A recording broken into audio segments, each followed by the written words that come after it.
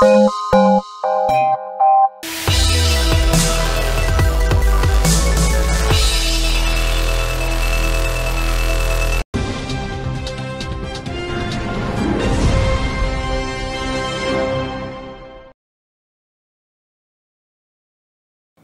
communication vise à orienter et à instruire les promoteurs des écoles à quelques jours de la rentrée scolaire. Le directeur départemental de l'enseignement préscolaire, primaire, secondaire et de l'alphabétisation a dénoncé le non-respect des textes, les inscriptions frauduleuses, l'établissement de faux documents et d'autres pratiques. Le secteur privé est d'une importance capitale. Sans le secteur privé, notre État, notre pays serait en difficulté. Mais nous avons constaté que vous avez profité certainement du débordement de l'État pour faire ce que vous voulez faire, au mépris de la législation scolaire. Nous vous demandons, à compter de l'année scolaire 2023-2024, de faire excessivement attention et de respecter les textes qui régissent l'enseignement dans notre pays. Des pratiques reconnues par les promoteurs d'écoles qui apprécient la démarche de la direction départementale.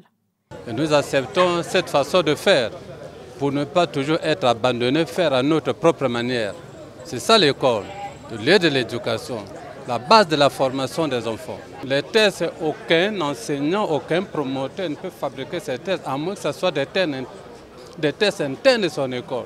Mais si ça dépend de tout le pays, ça revient à travers, ce sont eux qui doivent nous les distribuer, ces tests-là, pour que nous puissions mettre en vigueur. Le directeur de l'enseignement préscolaire, primaire, secondaire et de l'alphabétisation reste ferme. Il met en garde certains promoteurs des établissements scolaires privés qui ne se conformeront pas aux textes réglementaires.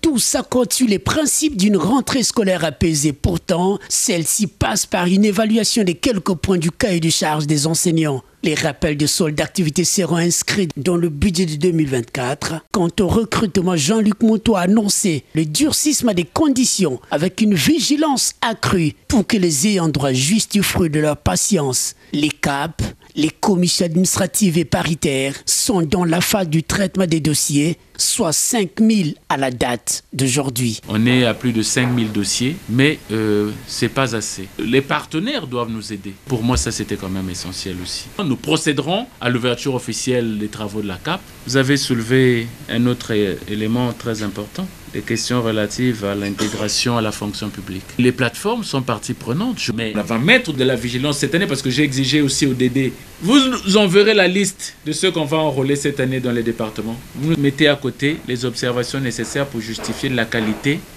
de chaque dossier, de chaque candidat au recrutement. Pour les syndicalistes, le gouvernement doit redoubler d'efforts pour répondre aux préoccupations des enseignants. Mais au fond, ces échanges étaient indispensables. En qualité de partenaires sociaux, c'est très nécessaire d'avoir cet échange permanent avec le ministère pour rassurer notre base que l'État est en train de travailler, malgré aussi le contexte économique du pays, mais l'État fait des grands efforts. Donc pour cela, nous allons recommander à tous nos collègues de pouvoir participer à une rentrée scolaire apaisée sur toute l'étendue du territoire national. Jean-Luc Monteau rassure les syndicalistes, vous êtes un partenaire dans la construction du système éducatif congolais.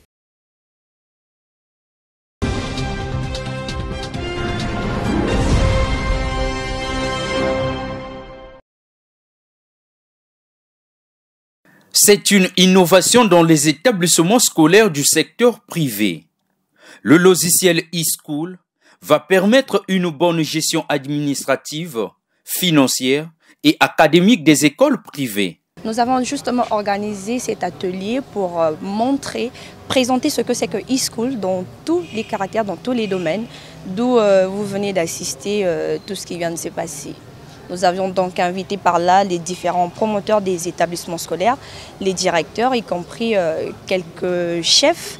Mais en ce net moment précis, nous avions lancé le site web de ce logiciel, d'où les différents établissements scolaires aujourd'hui ont la possibilité d'installer le logiciel depuis leur smartphone, leur tablette ou encore peu importe la distance dans laquelle ils se trouvent. Pourtant, la technologie impose un transfert des connaissances et c'est le directeur technique qui était à la manœuvre. Donc cette application pour fonctionner, ça doit être installé physiquement sur une machine.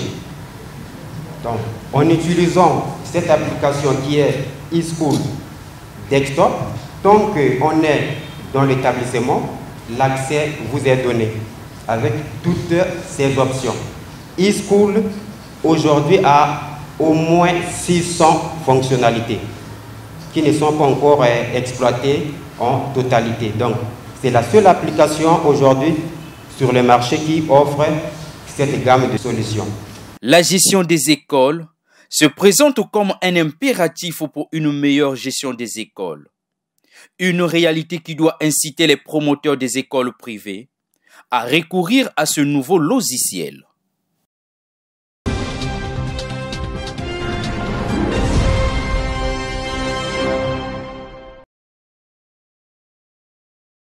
Après la rentrée administrative, l'heure est aux inscriptions. Une phase pré-rentrée scolaire qui mobilise les parents d'élèves. Mais quelles sont les modalités d'inscription? Mais hormis le papier de la DOS, si c'est un breveté, il vient déjà avec son reçu. De la DOS, il vient avec son reçu. Mais s'il est breveté, c'est son attestation de réussite au BPC, plus la copie d'acte de naissance. À défaut de l'attestation, il y a la liste dûment authentifiée par les services habilités. Ça, c'est pour les élèves de seconde, ceux qui viennent de la troisième.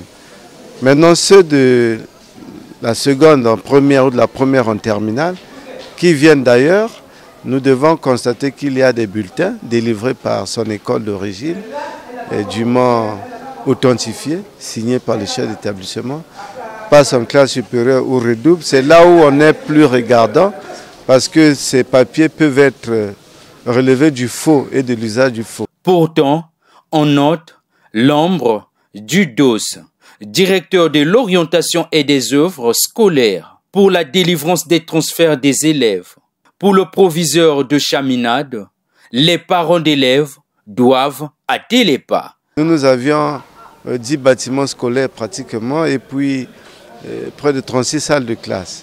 Si on prend les deux vagues, ça nous fait pratiquement 72 salles de classe si elles sont remplies. Mais lorsqu'on verra qu'il y a trop d'élèves, à ce moment-là, nous limitons. Nous limitons, on fait signifier soit à la DOS, soit à la DDEPSA que notre capacité d'accueil a atteint ses limites pour ne pas qu'on se retrouve avec des salles de classe surnuméraires, c'est-à-dire pléthoriques. Aujourd'hui, tout le regard reste toujours vers la prochaine rentrée scolaire 2023-2024.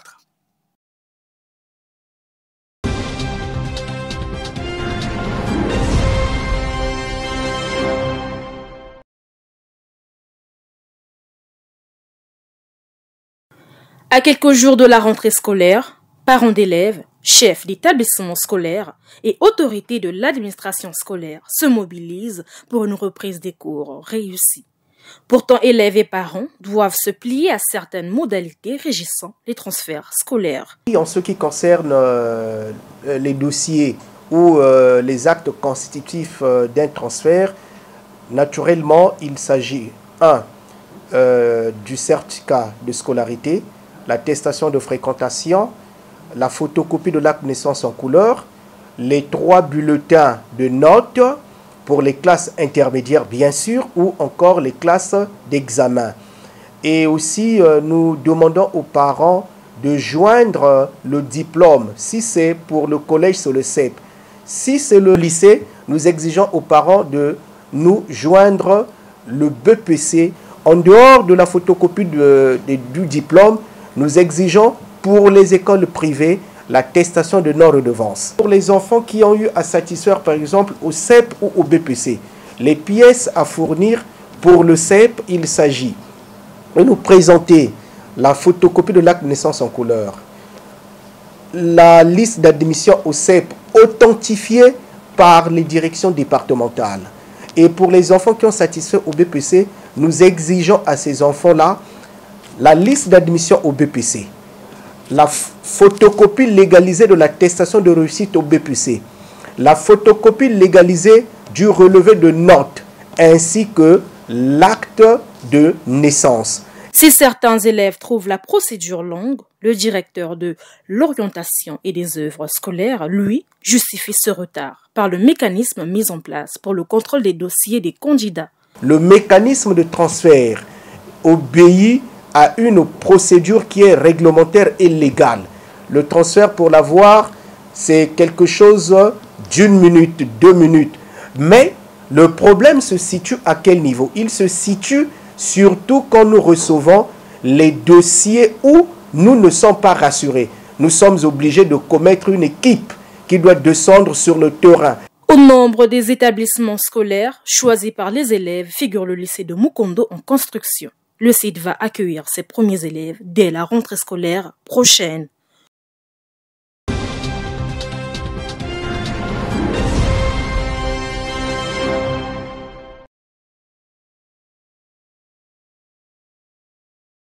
Ils viennent de quelques orphelinats de Brazzaville pour recevoir des kits scolaires. La dotation découle d'une inspiration du nouveau single de Parfait Young. L'artiste musicien s'est souvenu de son parcours parfois difficile. Au moyen de ces kits scolaires, il veut exhorter les enfants à plus d'efforts à l'école. Le but de ce projet, effectivement, c'est pour aller proche des enfants. Parce que nous, en tant qu'artistes musiciens, nous avons ce rôle-là de transmettre ce qui est bien, ce qui est positif, ce qui est comme rêve pour ces enfants. Nous avions commencé à la maison d'arrêt. Et ça, ce n'est qu'une suite logique d'un projet que nous avons avec mon équipe, ProMuse, dans le social. J'ai juste pris 7 enfants dans 3 orphelinats, ce qui fait 21, pour que l'on partage ce moment ensemble. Pour Parfait Young, la remise des fournitures scolaires et d'autres objets est une contribution à la scolarisation de ses enfants, à quelques jours seulement de la rentrée scolaire.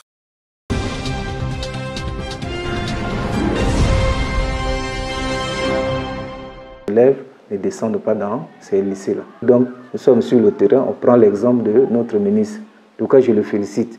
Il est en train de déployer les lycées partout. Mais l'accès à ces 2 lycées est un véritable casse-tête pour les élèves et le personnel administratif qui plaident pour la construction des routes.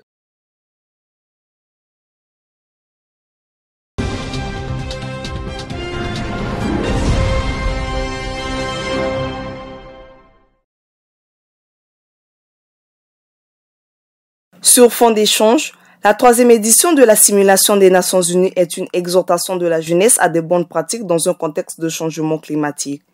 Les discussions visent à trouver des approches de solutions aux questions de l'environnement. Les acteurs âgés de 16 à 30 ans, pour la plupart des étudiants, illustrent la nouvelle génération qui sera aux prises avec les effets dévastateurs des changements climatiques, parmi lesquels l'augmentation des phénomènes météorologiques extrêmes, la diminution des ressources naturelles, l'accroissement des inégalités ou encore la multiplication des conflits. Cette nouvelle génération sera amenée à contribuer de manière décisive à l'action climatique.